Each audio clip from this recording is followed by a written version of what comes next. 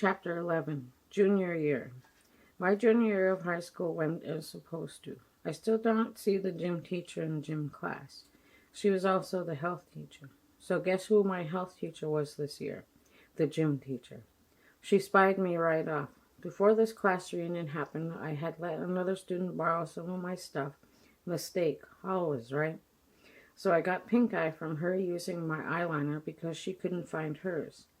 I did not know about this until it was too late, and back to the reunion with the PE teacher. I know she is going to single me out somehow. We made eye contact, and I quickly looked down and tried not to look horrible. She says, "Jennifer, it looks like you are high on drugs."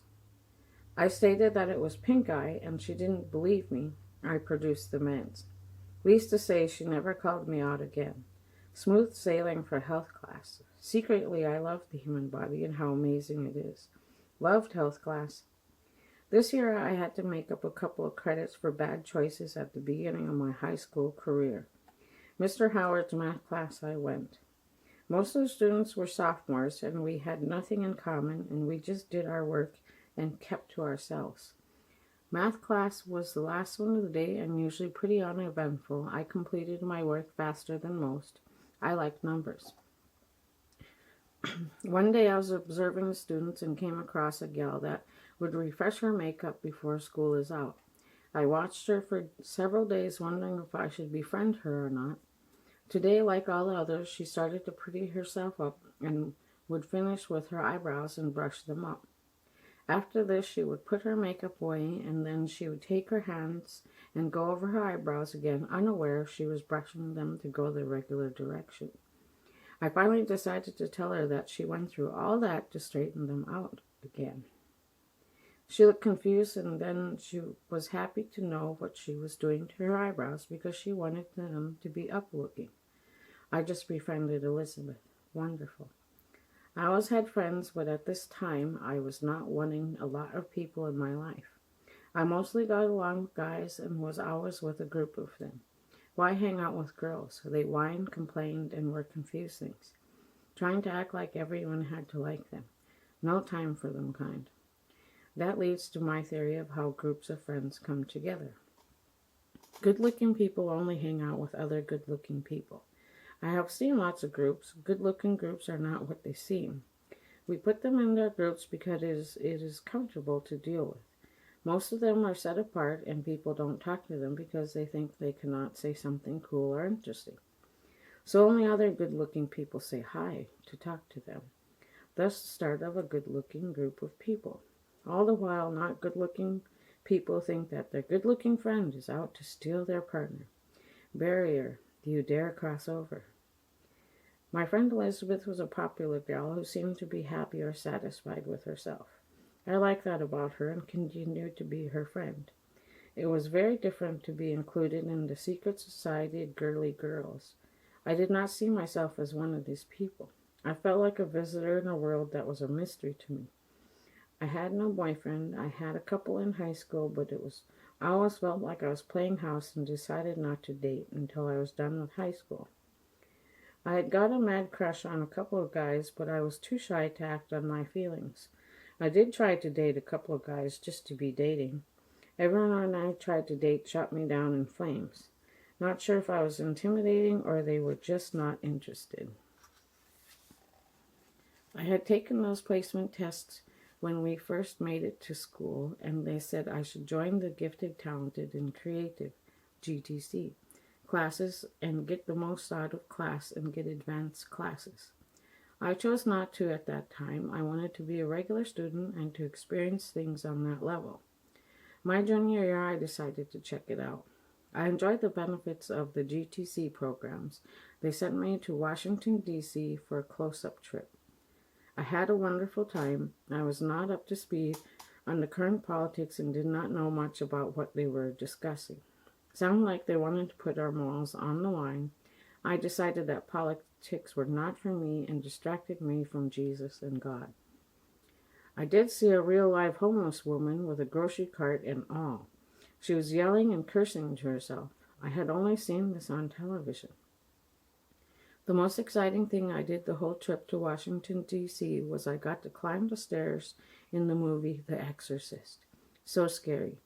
We headed to the Georgetown University to check and see the campus or anyone famous going to school. First you go up these stairs. I realized as we approached them that they were the infamous stairs in the Exorcist movie. Creepy and very steep. That priest had no chance of survival after he fell down those stairs. I got to the top and held on to look down these Exorcist stairs. Scary. When we entered the campus, we ran right into a basketball player up and coming. We could not get him and I in the same picture because he was so tall. Funny. I found myself in the middle of the Boston Red Sox on a tour of the Oval Office. Fun. This year, one of the end-of-the-year trips, we headed for the coast of Oregon to Newport. When we arrived, it felt exciting like we were about to experience something new. We were split up into 4 groups to explore Newport. We were all given tickets to the Wax Museum or the Ripley's Believe It or Not Museum. I was with the group that went to the Ripley's Believe It or Not Museum first. I entered the museum to find a mirror that stated when you get older you need to do more facial exercises and displayed the exercises that you needed to do. I stood there and did a couple of the rounds of exercises. Satisfied I can do them, I continued on with the tour. We'd watch a show in the village in Alaska every week with anticipation. I had seen with my own eyes some of these wonders we watched weekly. My group was getting excited to head to the underwater sea garden, so we got to the end of the tour to find a 2-way mirror. It was in a picture frame and said, "Look at these silly people making faces that were just about to start their tour." What? I was one of these silly people, I immediately thought. When we were walking to the underwater sea garden, the place was picture perfect. A small, quiet little town on the coast with several secrets. We smelled the ocean air, and fish reminded me of home. The most interesting thing I thought at this time was it was so clean. No litter anywhere in sight. I decided that it was what made it look like it could be in a storybook. Then I realized that all the houses and buildings were freshly painted. We drove along the coast back to campus when the sun was setting. There was a pizza place set up on the cliff looking down the coast for miles that we stopped in and had dinner. It was an amazing time to watch the sunset over the coast. On days like this, it felt like we could live forever. The summer at Exxon was the summer I spent a lot of time to myself. Everyone was so busy working and then tired at the end of the day. I liked to walk. At the end of the day, before the sunset, I would walk to the top of the hill to sit and watch the day end. The village always looked so quiet and peaceful. Red River is straight across the place called the Valley of 10,000 Smokes. We could see the mainland mountains every day. One of these mountains had smoke blowing across the land. Some days there were 2 or more smoking. Every sunset was spectacular and different. This huge cloud was like an upside-down punch bowl, only the rim of the cloud was lit up by the sunset, and right in the center was a smaller cloud lit up by the colors of the sunset. Wow! Only after the summer was coming to an end did I think of bears. Not once did I ever think I could come across one on my walks a mile away from the village at dusk. Red River was a major fishing village in its heyday. Millions of pounds of salmon were canned at the many canneries. The spit of the Red River was lined with canneries and tanneries. The fish were down in numbers by the time I was born in the 70s. We had so many boats show up for any opener to catch the salmon. They were so close to each other that when the horn blew to signal the start, boats would always get caught in another boat saying, you could hear them cussing and shouting from the cliff we watched from.